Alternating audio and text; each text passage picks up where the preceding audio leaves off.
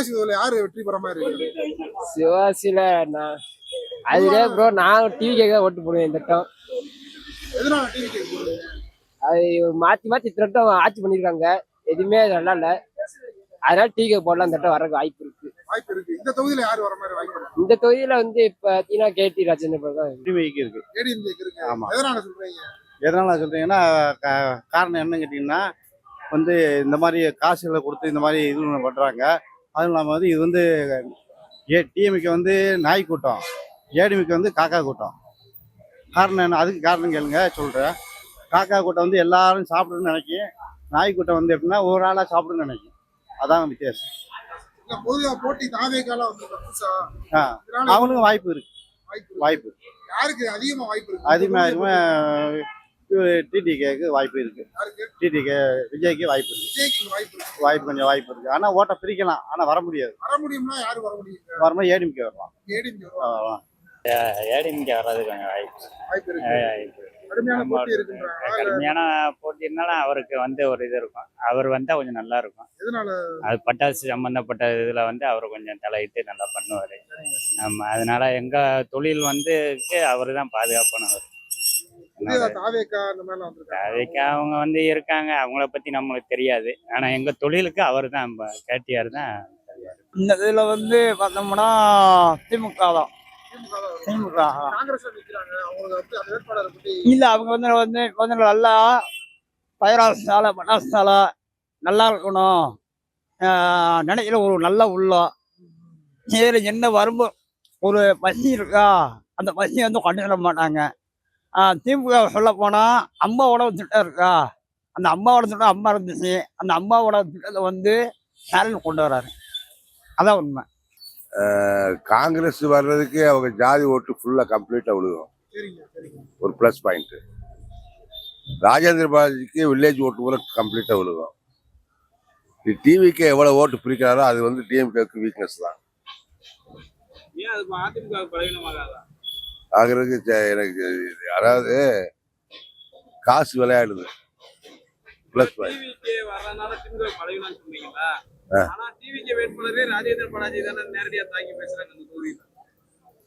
ராஜேந்திர பாலாஜி ஓட்டு வந்து உங்களுக்கு வந்து டிவிக்கு வந்து கிறிஸ்டின்ஸு எங்கேஜஸ் இந்த ஓட்டு விழுகிறதுலாம் வீக்னஸ் ப்ளஸ் டிஎம்கே தான். பொதுவாக என்னுடைய கருத்து இந்த தமிழ்நாட்டில் என்ன கணிப்புனா மெட்ராஸ் டு கன்னியாகுமரி பாதி கிழக்க டிஎம்கேவுக்கு 100 சீட்டு அடிவிடும். இந்த தொகுதியில வெற்றி வாய்ப்பு சொல்ல முடியாது. கடும் போட்டி தான். இப்போ இந்த வட்டம் கொஞ்சம் டப்பு தான். ஆமா, ரெண்டு பேருமே யாருன்னு சொல்ல முடியாது. புதுசா தாவேகா வந்திருக்காங்கல்ல, இதனால யாருக்கு மாற்றம் ஏற்படுமா இல்ல யாரு வெற்றி பெற மாதிரி?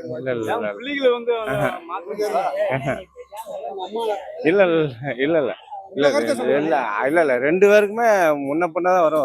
ஒரு 2000 ஓட்டுல 3000 ஓட்டுல யாரோ ஒரு ஆள் வின் பண்ணுவாங்க. ஆமா, கடும் போட்டி தான். அசோகனி மாதிரி இருக்கான். அதாவது பெரும்பாலும் எல்லா இடங்களையும் இப்போ தமிழக முதலமைச்சரோட திட்டங்களால எல்லா தொகுதியிலும் ஓரளவுக்கு திமுக கூட்டணிக்கு தான் அதிக வாய்ப்பு இருக்கு. இந்த தொகுதியை பொறுத்த வரைக்கும் அசோகனி எம்எல்ஏ தான். சென்ற முறை வந்து அவர் ராஜேந்திர பாலாஜி நிக்கல, அதனால வெற்றி பெற்றாரு. இந்த முறை நிக்கிறாரு. இல்ல அதனால ஒண்ணுமே இல்லை. அவங்க இன்னாலும் ஜெயிக்க போறது இல்ல. அதனால வந்து வெற்றி வாய்ப்பு அசோகனி எம்எல்ஏக்கு தான். ஆமா, புதுசா தாவேகா இதெல்லாம் பத்தி என்ன நினைக்கிறீங்க? கொஞ்சம் கொஞ்சம் பிரிப்பாங்க, பிரிச்சாலும் வந்து வெற்றி வாய்ப்பு அசோகனி எம்எல்ஏக்கு தான். கை சின்னது தான். கை சின்னம். ஒரு இந்த இத்தனை வருஷம் கோரிக்கையை நம்ம இது மேம்பாலத்தை ரெடி பண்ணி கொடுத்துருக்காங்க. அது மக்கள் முக்கால்வாசி ஓரளவு பேசுறாங்க. மற்றபடிக்கு ஏதோ ஒரு சொல்றாங்களே மேம்பாலத்துக்கு அடித்தள போட்டது எல்லாமே முன்னாள் அமைச்சர் தான் அந்த தொகுதியில் இருக்கிறவரு அப்படின்ற மாதிரி கருத்து வைக்கிறாங்க. அதனால கேட்கிறேன், சென்ற முறை அவர் நிக்கல, இந்த முறை நிக்கிறதுனால அது வெற்றி வாய்ப்பு அவர் சொல்றாங்க. புதுசா தாவேகா வந்திருக்காங்க, இந்த மாதிரி எல்லாம் இருக்குல்ல, மாற்றங்கள் ஏற்படுமா இல்ல அதே ஆள்தான் நிற்பாங்களா? 100க்கு ஒரு 80% அதே தான் தெரியுது இப்போதைக்கு. ஆமா, இந்த தொகுதியை பொறுத்த வரைக்கும் இப்போதைக்கு நம்ம அண்ணாச்சி கேடிஆர் அண்ணாச்சி தான் எல்லாம் சொல்றாங்க. அவர் தான் வருவார். அவர் வந்து நம்மள மாதிரி சராசரி மனுஷன், மக்களோட பழகுனவர்.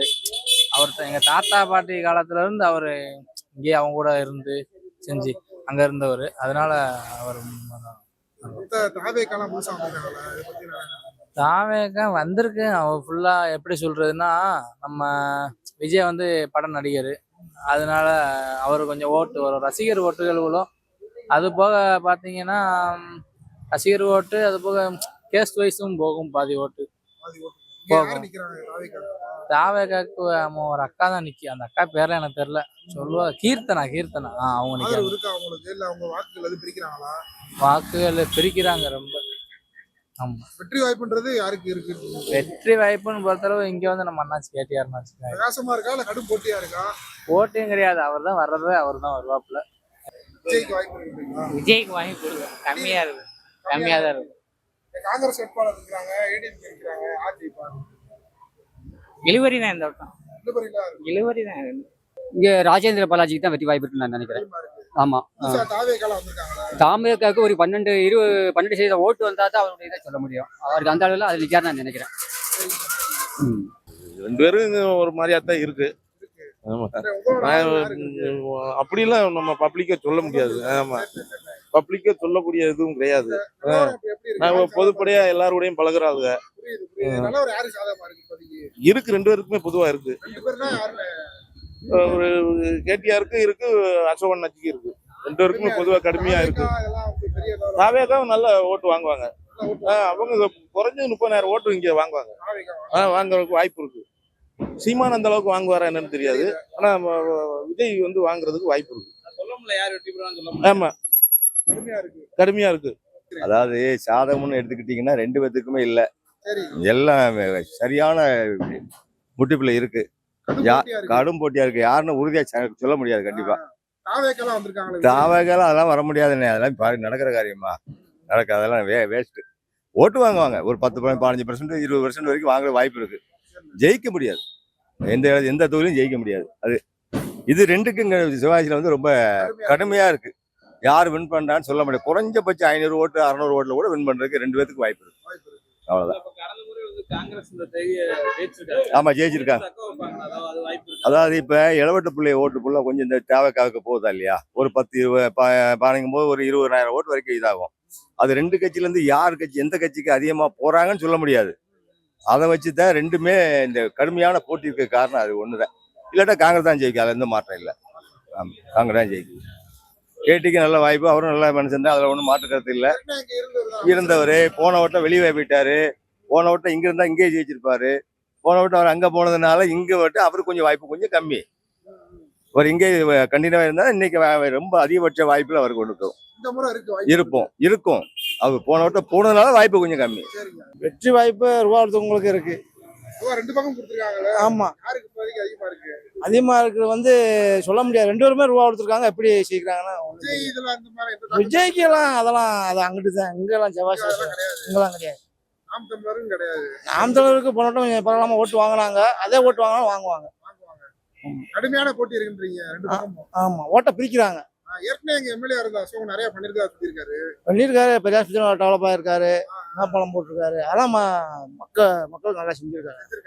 இப்ப மறுபடியும் அமைச்சரா இருந்த கேடிஆர் நிக்கிறாரு. மறுபடியும் கேடிஆர் நிக்கிறாருன்னா ஓட்டு பிரியுது இல்ல. ஓட்டு தெரியுது. ஆமா, இந்த சசிகலாமா வர ஆளை நிப்பாட்டியிருக்காங்க. தேவைக்கா வர நிக்குது. தேர்மிக்கு விட்டு பிரியுது இல்ல.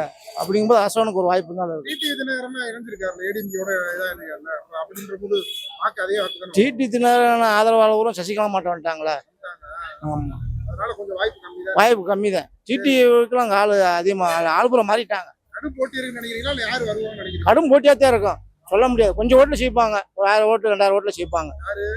ரெண்டு பேர்த்துல ஆனாலும் ஒரு ஆள். சரிங்க. அசோகனாஜி ஏரியாவுக்கு நல்லா பண்ணியிருக்காங்க. அவங்க வர வாய்ப்பு இருக்குன்னு நினைக்கிறேன். ஏன்னா அவங்க தான் இந்த நம்ம சாச்சவரம் பாலம் இதெல்லாம் அவங்க தான் கட்டினாங்க.